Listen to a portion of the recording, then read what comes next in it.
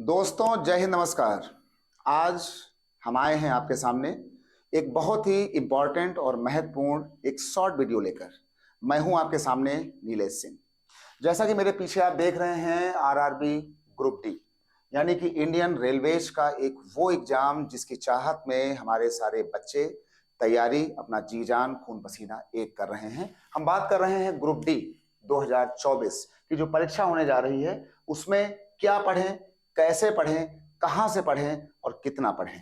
तो आज हम पूरी जानकारी लाए हैं आपके लिए कि आखिर क्या है इस बार का सिलेबस, क्या है उसको हम कैसे हम डील करेंगे और क्या क्या पढ़ के जाएंगे, यानी पूरा कंप्लीट सिलेबस और वो भी टॉपिक वाइज। और इसी के साथ साथ हम आपको बताएंगे कि आपको अपनी पढ़ाई कहां से करना है, कैसे करना है और ये सारी चीजें आपको कहां से मिलेंगी, यानी ये कौन सी बुक्स होंगी, कौन सा मटेरियल होगा जो आपको सफल करके दिखाएगा एक नया रास्ता। तो आइए शुरुआत करते हैं अपने इस छोटे वीडियो की, आगे बढ़ते हैं। और इसमें जो सबसे हमारा ये पहला पेज आता है, इसमें अगर हम बात करें कि आरआरबी ग्रुप डी सिलेबस 2025 का आखिर कंप्लीट ओवरव्यू क्या है, यानी हम जो परीक्षा देने जा रहे हैं आखिर उसमें क्या क्या होने जा रहा है। सबसे पहले तो क्या क्या चीजें आती हैं, क्या क्या हमें पढ़ के जाना है। सबसे पहले हम बात करेंगे सब्जेक्ट को लेकर कि कौन कौन से सब्जेक्ट पर आपको कमांड होनी चाहिए। सबसे पहले आपका मैथमेटिक्स, जीए और करंट अफेयर्स, जनरल साइंस और इसी के साथ साथ रीजनिंग। इतनी कहानी, इतने सब्जेक्ट आपको तैयार करने हैं। सबसे दूसरी बात जो है कि ये जो टेस्ट होगा ये आपका कंप्यूटर बेस्ड टेस्ट होगा, यानी आपको कंप्यूटर बेस्ड में टेस्ट देना पड़ेगा। ड्यूरेशन रहेगा 90 मिनट और जो क्वेश्चन रहेंगे, क्वेश्चन आपके रहेंगे 100। एक क्वेश्चन दिया जाएगा आपके एक नंबर के लिए, लेकिन इसी के साथ साथ खतरा भी है निगेटिव मार्किंग का। निगेटिव मार्किंग है 1/3, यानी अगर आपका एक सवाल गलत हुआ तो आपका एक नंबर जो आपको मिलने वाला था वो भी जाएगा, और जो आप एक नंबर पा करके बैठे हैं उसका भी 0.33 नंबर काटा जाएगा। तो थोड़ा सा बच के रहिएगा निगेटिव मार्किंग से। इसके बाद सिलेक्शन प्रोसेस क्या है, इस पर आपको बहुत ही गंभीरता से देखना है। सबसे पहले आपका कंप्यूटर बेस्ड टेस्ट, जिसको नाम दिया जाएगा CBT1, ये आपका प्रारंभिक चरण होगा आपकी परीक्षा का। इसके बाद आपका फिजिकल एफिशिएंसी टेस्ट, यानी इसमें आपका फिजिकल होगा, और फिर आपका होगा डॉक्यूमेंट का टेस्ट, जिसको कहा जाता है डॉक्यूमेंट वेरिफिकेशन एंड मेडिकल। ये आपके चरण हैं, इनको पार करके आप रेलवेज की नौकरी को आप जरूर पाएंगे, ऐसा हमें उम्मीद है। आइए आगे बढ़ते हैं, आगे चलते हैं और बताते हैं कि आखिर आपका जो पैटर्न है उसमें क्या क्या है, कितने उसमें सवाल आते हैं, कितने क्वेश्चन आते हैं और कैसे करना है, कट ऑफ क्या होगा। ये सारी जानकारी हम लाए हैं आपके सामने। नंबर ऑफ क्वेश्चन साइंस के रहेंगे आपके पास 25, एक सवाल एक नंबर का है यानी 25 हो गया। इसी के बाद में मैथमेटिक्स एक सवाल 25 का, जीए और रीजनिंग का जो आएगा उसके 30 सवाल रहेंगे, जनरल अवेयरनेस और करंट अफेयर्स के आपके पास 20। ये पूरे मिला करके आपके नंबर, आपका पेपर हो जाएगा 100 नंबर का। ठीक है, निगेटिव मार्किंग है, इसको आपको ध्यान देना है, और ये सारी कहानी आपको करनी है केवल 90 मिनट यानी 1.5 घंटे के अंदर। 1.5 घंटा यानी कि 60 मिनट और 30 मिनट, तो थोड़ा सा आपको स्पीड भी चाहिए। अब इसके बाद इस 2025 के एग्जाम में अगर हम बात करें गणित को लेकर, तो गणित में हमें क्या क्या पढ़ना है, कौन कौन से टॉपिक पढ़ना है। सबसे इंपॉर्टेंट जो नंबर है वो है आपका नंबर सिस्टम, यानी संख्या पद्धति। संख्या पद्धति की अगर बात करें तो बिल्कुल जीरो लेवल से लेकर के और जितना भी आपका टॉपिक आता है नंबरिंग को लेकर के, भाषा को लेकर के, वर्ड प्रॉब्लम को लेकर के, ये सारा डाला जाएगा आपके नंबरिंग में। यानी इसमें भिन्न भी आएगा, फ्रैक्शन भी आएगा, सिंप्लीफिकेशंस भी आएगा, और इसी के अंदर आपके दशमलव के भी आपके सवाल आएंगे। इसी के बाद इसमें बॉड मास आ जाएगा, डेसिमल और फ्रैक्शन रहेगा, एवरेज। जब कोई आपके सामने एवरेज कहता है तो उसके साथ साथ एवरेज और एज यानी आयु और औसत का भी सवाल डाला जाता है। लघुत्तम और महत्तम, इसके कितने सवाल आ सकते हैं जो एक्सपेक्टेड हैं, 1 से 2 क्वेश्चन पहले से, 2 से 3 क्वेश्चन बॉड मास से, 1 से 2 क्वेश्चन एवरेज का, 1 से 2 क्वेश्चन लघुत्तम और महत्तम का, 1 से 2 क्वेश्चन, यानी एक क्वेश्चन तो हर हाल में आपका आना ही आना है इन सारे टॉपिक से, नहीं तो 1 से 2 सवाल।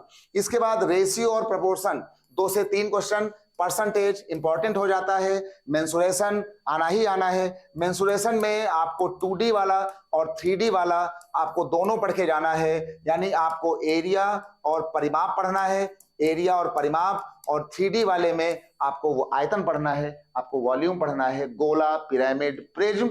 इसी के साथ साथ आपको ये तमाम चीजें पढ़ के जाना है, जैसे क्यूब हो गया, क्यूबॉइड हो गया, कोन हो गया, शंकु हो गया। ये सारी कहानी आपकी आती है 3D में। और फिर आता है आपका टाइम एंड वर्क, और फिर आता है टाइम और डिस्टेंस। इसमें ट्रेन के सवाल भी शामिल किए जाएंगे, ये 3 से 4 और 2 से 3। यानी अगर आप देख रहे हो तो यहाँ रेशियो से लेकर के ये वाला खंड आपके लिए बहुत ही इंपॉर्टेंट है, और इधर ये जो आपका बॉडमॉस है, और फिर आपका ये नंबर सिस्टम हो गया। ये जो खंड है ये आपके इस पेपर के लिए, गणित के लिए बहुत ही खास और इंपॉर्टेंट कहे जाएंगे।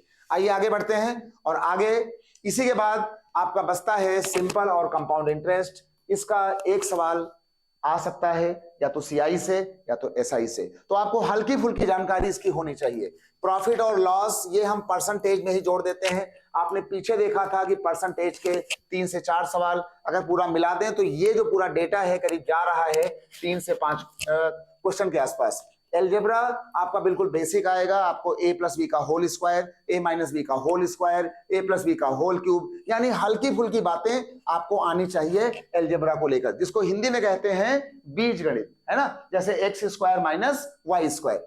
फिर आपका आ गया ज्योमेट्री और ट्रिग्नोमेट्री। इसका भी आपको बहुत ज्यादा नहीं करना है, आपको एक हल्की जानकारी, एक बेसिक कॉन्सेप्ट आपके मन में होना चाहिए, जैसे एंगल का, कोण का, sine theta, cos theta, sine 90 का मान कितना होता है, साइन 0 कितना होता है, tan 0 कितना होता है, और tan 90 इन्फिनिटी यानी कि नॉट डिफाइंड हो जाता है। तो ये हल्की फुल्की जानकारी आपको एलजेब्रा से लेकर के इनमें होना चाहिए। इसको कहा जाता है एडवांस मैथ।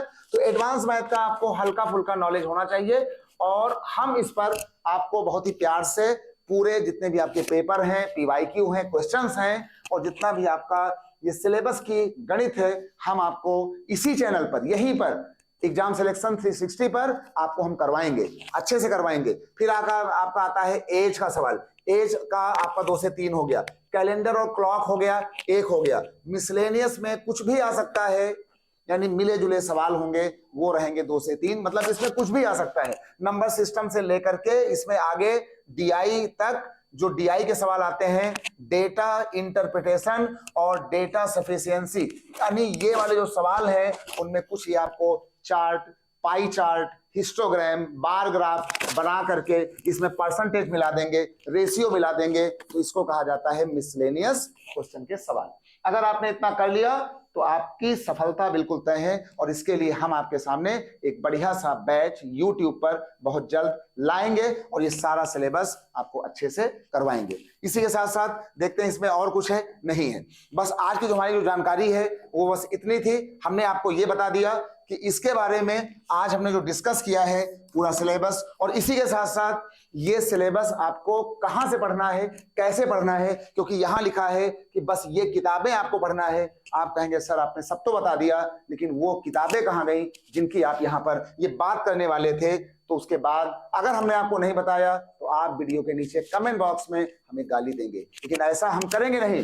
तो ये जो बुक्स है, जो हमारी टीम है एग्जाम सिलेक्शन 360, ये आपके लिए सारा जितना भी आपका मॉक टेस्ट पेपर होगा, जितने भी आपके मॉक टेस्ट पेपर की सीरीज होंगी, ये आपको बिल्कुल फ्री ऑफ कॉस्ट देगी। और इसी के साथ साथ जो आपको ई बुक्स आएंगी, इससे रिलेटेड जितना भी आपको ई बुक्स आएगा वो आपके ईमेल पर आपके द्वारा आपके पास हम और हमारी टीम एग्जाम सिलेक्शन 360 पहुंचाएगी, और यही पढ़ करके आपकी नाव पार होगी। इन्हीं उम्मीदों के साथ, इसी कुछ आशाओं के साथ नीलेश सिंह आपसे विदा लेते हैं। पढ़िएगा और मस्त रहिएगा। और 2 लाइनों के साथ मैं अपनी बात को आपके सामने खत्म करके जाना चाहूंगा कि आपका उत्साह बिल्कुल बना रहे, आप बिल्कुल मस्त रहें।